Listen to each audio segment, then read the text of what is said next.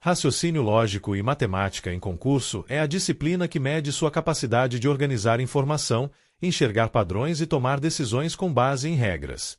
O conteúdo costuma misturar matemática de contas com lógica de pensamento, e o segredo é entender os modelos. Quando usar contagem, quando usar probabilidade, quando montar proposições, quando desenhar um diagrama, quando ler um gráfico e quando aplicar juros. Quanto mais você treina o tipo de questão, mais rápido identifica o caminho certo.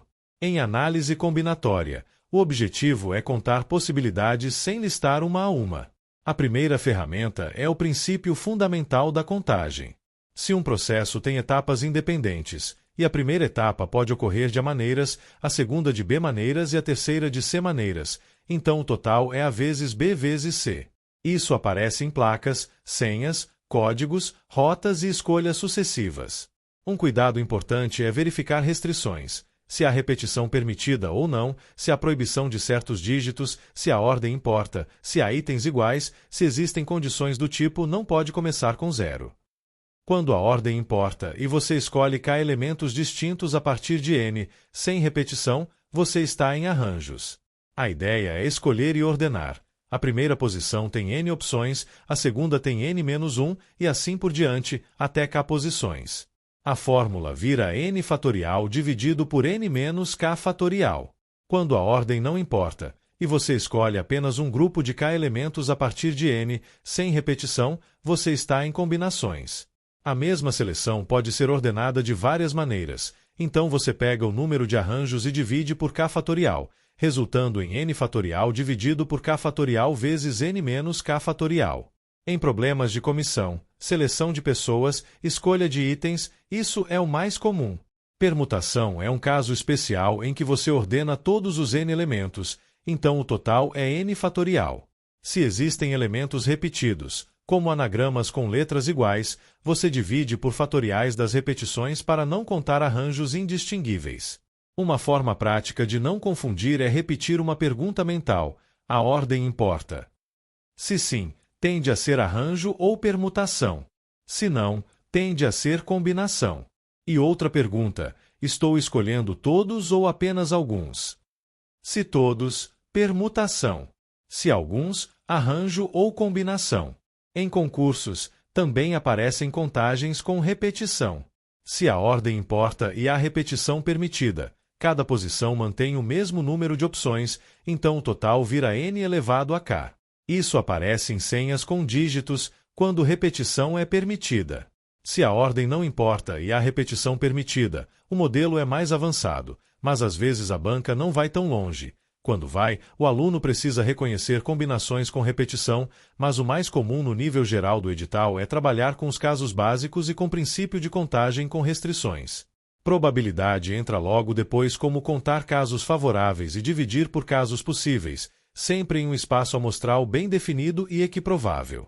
A probabilidade de um evento A é o número de resultados favoráveis dividido pelo total de resultados possíveis. O grande desafio é modelar o espaço amostral corretamente, com reposição ou sem reposição, em uma ou várias etapas, com ordem importando ou não. Em sorteios sem reposição, as probabilidades mudam a cada etapa.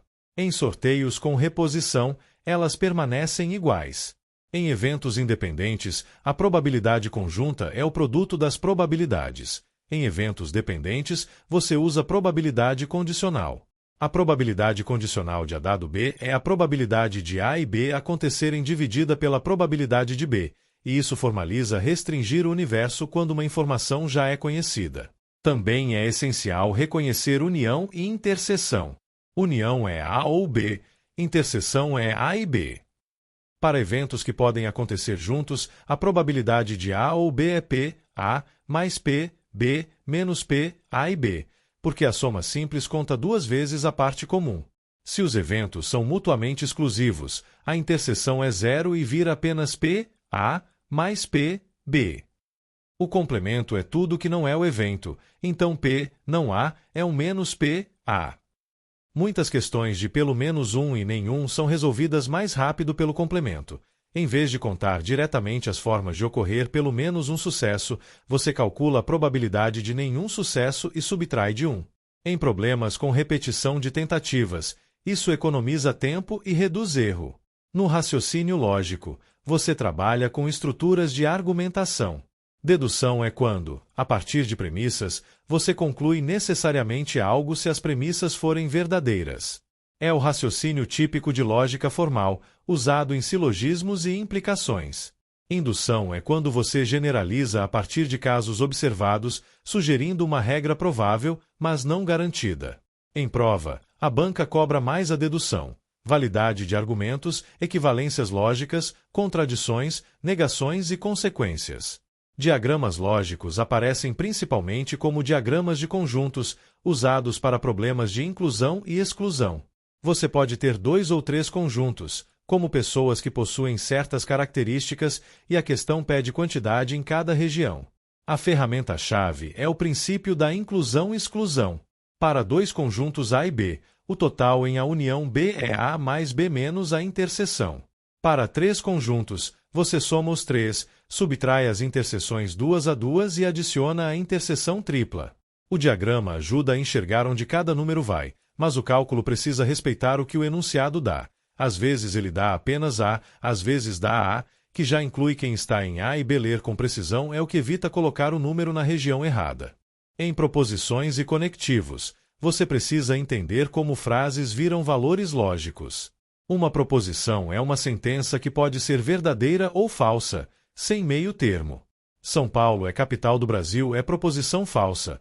O CRTSP é um conselho regional é proposição, e você avalia. Frases interrogativas e exclamativas não são proposições. Os conectivos mais comuns são negação, conjunção, desjunção, condicional e bicondicional. A negação inverte o valor. A conjunção e só é verdadeira se as 2 proposições forem verdadeiras. A desjunção ou inclusiva é verdadeira se pelo menos uma for verdadeira. Ela só é falsa se as 2 forem falsas. Algumas bancas também usam ou exclusivo em contexto, mas normalmente deixam claro por expressões como ou, mas não ambos. O condicional se P, então Q é falso apenas no caso em que P é verdadeiro e Q é falso, nos outros casos é verdadeiro.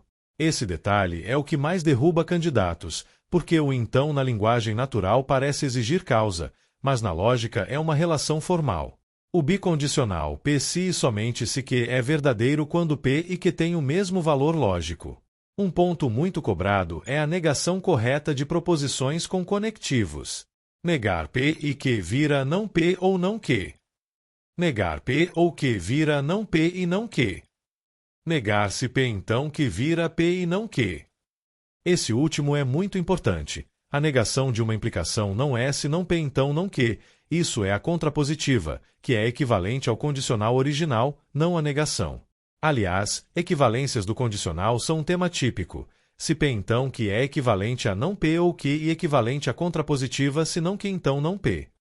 Já a conversa se Q então P não é equivalente, é outra afirmação. Raciocínio analítico e espacial mistura padrões, sequências e orientação. Em raciocínio sequencial, a banca pode trazer sequência numérica, sequência de figuras, padrão de letras ou alternância de regras. A forma mais segura é procurar diferença entre termos, razão, alternância de operações, padrões em posições pares e ímpares e relações com quadrados, cubos, primos ou múltiplos. Em sequências com letras, pode haver salto no alfabeto, repetição com intervalo ou codificação simples. Em problemas verbais, você precisa transformar a narrativa em relações formais. Quem está à esquerda, quem está à direita, quem chegou antes, quem está entre, quem não está. Esses problemas se resolvem bem com tabela, linha do tempo ou esquema. Orientação no espaço e no tempo envolve direção, deslocamento, rota, ângulos de giro e leitura de calendário e horários.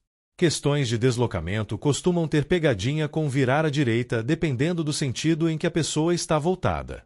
A dica prática é desenhar um eixo com norte, sul, leste e oeste e ir marcando passo a passo. Se houver voltas, você acompanha a orientação atual, não a inicial.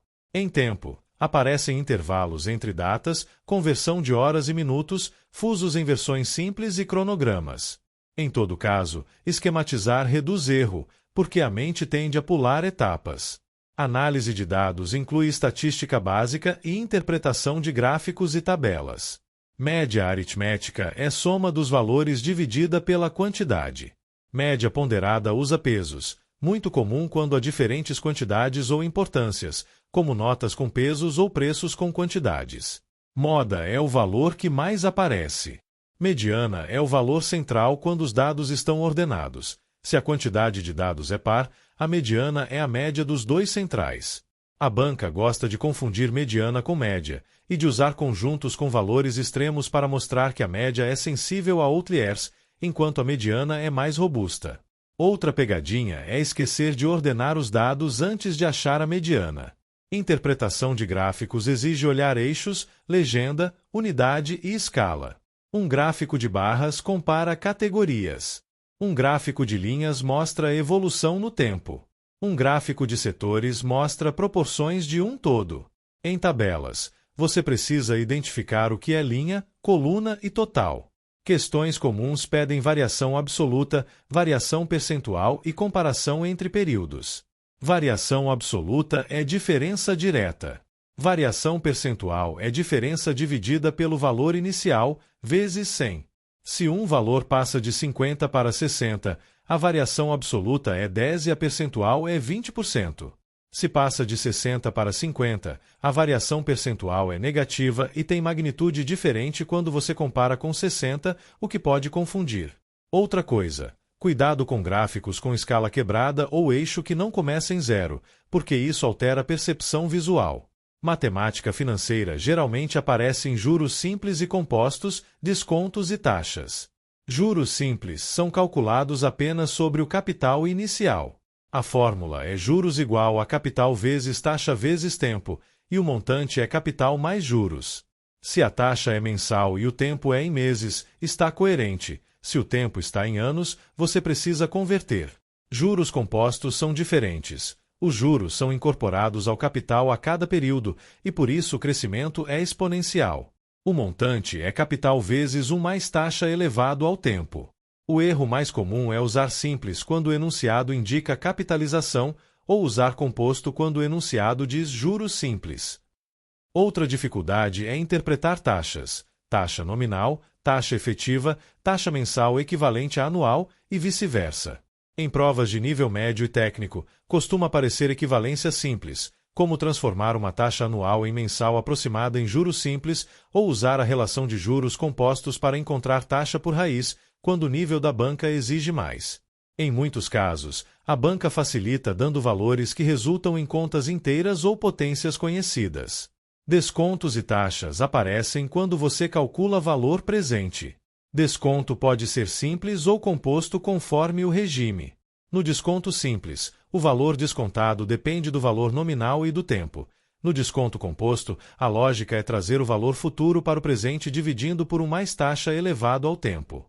Em termos práticos, valor presente é quanto você pagaria hoje por um valor a receber no futuro, dado uma taxa. Também aparece a ideia de taxa de desconto em compras e vendas, percentual de abatimento sobre preço. A prova pode misturar desconto comercial com juros de atraso e você precisa separar. Desconto reduz o valor, juros aumentam. Outro cuidado é a taxa em porcentagem. Sempre converter para decimal ao multiplicar, como 5% vira 0,05. Para fechar a disciplina, pense em estratégia de resolução.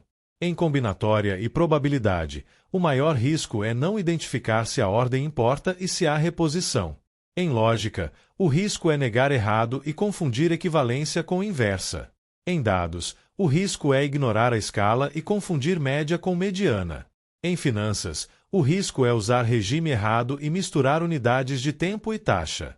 Se você treinar com esse checklist, você reduz muito o erro bobo e aumenta a taxa de acerto com o mesmo nível de conteúdo.